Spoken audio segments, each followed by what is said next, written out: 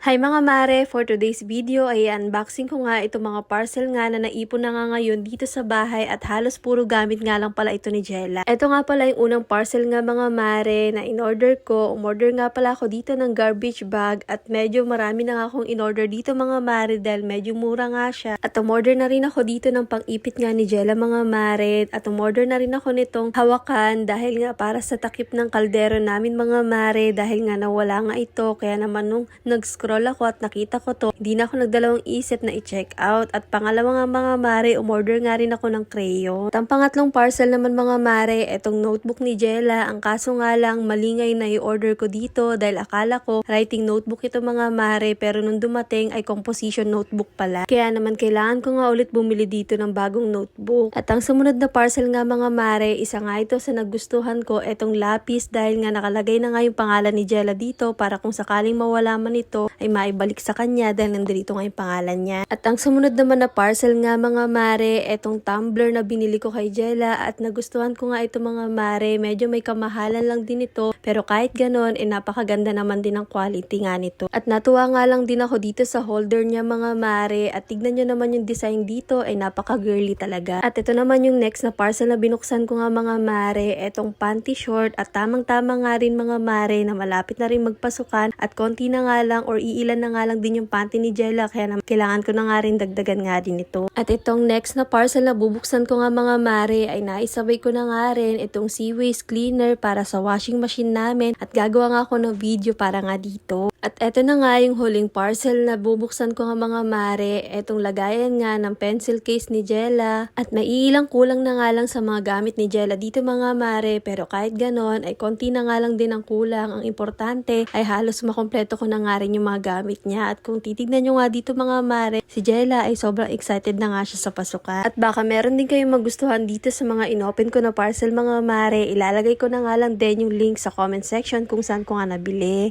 O siya, ayun lang muna.